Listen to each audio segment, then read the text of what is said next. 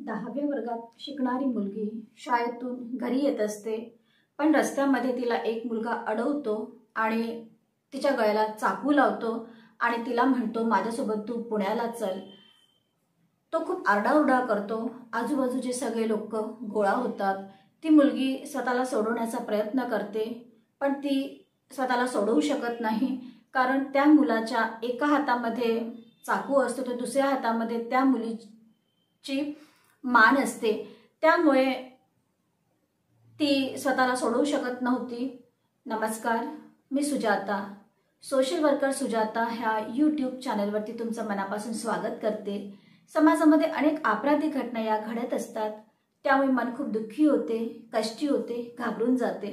पण कुठल्याही गोष्टीला घाबरायचं नसते, त्याला समोर जायचं असते, त्याला फेस करायचं असते, कारण रडायचं नसते, लढायचं असते. आजची घटना ही साताऱ्यातल्या बसपापेठ या ठिकाणची, करंजी म्हणून एक ठिकाण आहे, तिथली ही घटना आहे. तिथे एका सोसायटीमध्ये एक अल्पवयीन मुलगी आपल्या आईबाबांसोबत राहत असते आणि ती रोज शाळेत जात असते. ती 10व्या वर्गाची विद्यार्थिनी असते आणि एका नामांकित शाळेत ती शिकत असते आणि बसमधून ती रोज ये जा करीत असते. आजही तसंच सगळं सुरू होतं. ती दुपारच्या 4 वाजता घरी परत येत असते. बसने तिला बस स्टॉपवरती सोडलेलं असते आणि ती पायी चालत आपल्या घरी येत असते. पण आजचा दिवस काही वेगळा होता. आज तिची वाट बघणारा एक माथेफिरू तरुण होता, ज्याला आपण रोड रोमिओ म्हणू शकतो. तो तिची वाट बघत असतो, इकडून तिकडे फिरत असतो आणि जेव्हा ती मुलगी, अल्पवयीन मुलगी त्या मुलाला दिसते, तेव्हा तो धावत तिच्या जवळ जातो आणि चाकू काढतो आणि तिच्या गळ्याला लावतो. एका हातामध्ये चाकू असतो आणि दुसऱ्या हातामध्ये त्या मुलीचा गळा असतो. ती मुलगी रडत असते, त्याला म्हणते मला सोडून दे, पण तो सोडायला तयार नसतो आणि तो म्हणतो की चल तू माझ्यासोबत पुण्याला चल, आपण दोघं पण तिकडे जाऊ. आणि तो खूप ओरडत असतो. आजूबाजूचे सगळे लोक गोळा होतात. त्या अपार्टमेंटचे पण लोक, त्या सोसायटीचे पण लोक सगळे जमा होतात. सगळे त्या मुलाला म्हणतात की त्या मुलीला सोडून दे, पण तो कुणाचंही ऐकायला तयार नसतो. ती मुलगी त्या मुलाला रिक्वेस्ट करते की तू मला सोडून दे, आपण शांतीने बसून बोलू, पण तो त्या मुलीचं सुद्धा ऐकायला तयार नसते. आजूबाजूचे लोक जे जमलेले असतात, रस्त्यावरती जाणारी लोक सुद्धा थांबून हे सगळं बघत असतात आणि ते म्हणतात मुलीला सोडून दे, पण तो कुणाचंही ऐकायला तयार नसते आणि तो जोराजोराने लोकांना म्हणतो की तुम्ही जा इथून, आमच्यामध्ये बोलू नका, मला या मुलीला घेऊन पुण्याला जायचं आहे. तिथून एक परिचित, एक ओळखीचा माणूस पोलिसांना फोन करतो आणि थोड्या वेळाने पोलीस पण त्या ठिकाणी येऊन हजर होतात. पोलीस सुद्धा त्या मुलाला म्हणतात की मुलीला सोडून दे, पण तो सोडायला तयार नसते, तो कुणाचंही ऐकायला तयार नसते. त्यामुळे हा जो प्रकार घडलेला असतो, तो 15-20 मिनिटं हे सगळं त्यांचं सुरू असते. तिथून जे जमलेले लोक असतात ते म्हणतात आपण काहीतरी प्लॅन करूया. लोक त्याला बोलण्यात अडकवतात आणि उमेश आडगळे नावाचा मुलगा हा जो असतो, तो वॉल कंपाऊंडमधून उडी घेतो आणि त्या मुलाच्या मागच्या बाजूला हळूच उभा होऊन जातो आणि हळूहळू तो त्याच्या जवळ जातो आणि त्याच्या हातातला चाकू घेतो आणि त्या मुलीला मोकळं करतो. जमलेले लोक हे त्या मुलाजवळ येतात आणि त्याला चांगलाच चोप देतात, त्याला चांगलंच बदकडतात आणि पोलीस तिथे आधीचेच होते.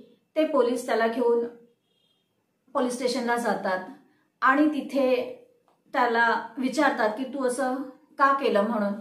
तर तो सांगतो की ती मुलगी, अल्पवयीन मुलगी आणि तो मुलगा एकाच फ्लॅटमध्ये आधी राहत असतात. लहानपणापासून ते एकमेकांना ओळखत असतात आणि एकमेकांसोबत ते खेळत असतात. पण त्या मुलाचं त्या मुलीवरती एकतर्फी प्रेम असते, पण ती मुलगी या संबंधाला नकार देते. तो तिला वारंवार ह्याबद्दल म्हणत असतो, सांगत असतो, पण ती त्याला पूर्णपणे नाही म्हणते आणि म्हणूनच ह्या गोष्टीचा तो राग करत असतो. त्याचे बाबा 2024 मध्ये मरण पावलेले असतात आणि तो मुलगा मग मामांकडे चालला जातो. पण तरीही तो त्या मुलीला त्रास देत असतो. तो वारंवार तिला भेटण्याचा प्रयत्न करत असतो, तिला फोन करण्याचा प्रयत्न करत असतो, पण ती मुलगी सारखी त्याला टाळत असते आणि त्याने त्याला स्पष्टपणे नाही म्हटलं होतं. ह्या गोष्टी आपल्या घरी आईबाबांना पण सांगते.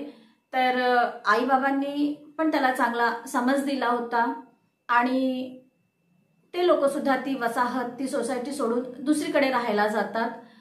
पण तरीही तो मुलगा त्या मुलीच्या मागेच असतो आणि वारंवार तो तिला म्हणत असतो की तू माझ्यासोबत पुण्याला चल, नाहीतर मी तुला जीवानिशी मारून टाकेल.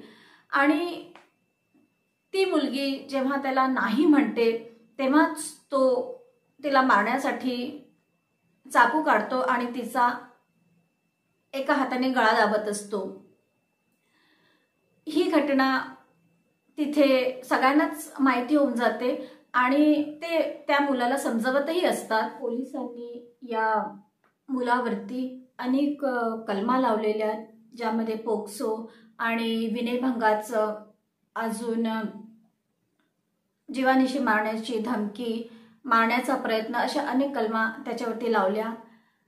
त्या मुलीला वाचवण्यासाठी स्थानिक लोकांनी बरीच मदत केली आणि त्या मुलीला सुरक्षित आईबाबांकडे सोपवून दिलं.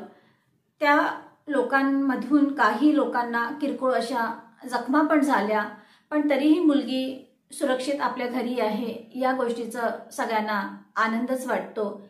त्या मुलीने एकदा आर्यनचा फोटो दाखवून आपल्या आईबाबांना हे दाखवलं होतं की हा मुलगा मला खूप त्रास देतो. तिचे आईबाबा त्यावेळेस पोलीस स्टेशनला पण गेले होते आणि त्याच्या विरुद्ध त्यांनी गुन्हा पण लावला होता. पण तो अल्पवयीन होता, त्यामुळे त्याला समज देऊन त्याला मोकळं करण्यात आलं होतं. पण आज तो 12वीचा स्टुडंट आहे आणि 18 वर्ष त्यांनी पूर्ण केलेले आहेत, त्यामुळे आता तो अल्पवयीन राहिलेला नाही आहे. ज्या मुलाने त्या मुलीला वाचवलं त्याचं सर्वत्र कौतुक होत आहे आणि तिच्या मुलीकडले लोक त्याला थँकफुल पण आहेत. दिवसाढवळ्या हा प्रकार घडला, त्यामुळे साताऱ्यातील लोक हे घाबरून आहेत आणि त्यांना असं वाटते मुली कुठेच सुरक्षित नाही आहेत का. या केसमध्ये आणखी काही गोष्टी, आणखी काही अँगल्स मिळतात का, ह्याचा शोध पोलीस लावत आहेत. आणि तुम्ही बघत आहात social worker Sujata, real crime stories, ज्यामध्ये सत्य आहे पण त्यावरती विश्वास ठेवणं कठीण आहे. परत भेटूया पुढल्या वळणावरती. तेव्हापर्यंत लाईक करा, कमेंट्स करा, शेअर करा आणि सबस्क्राईब करा.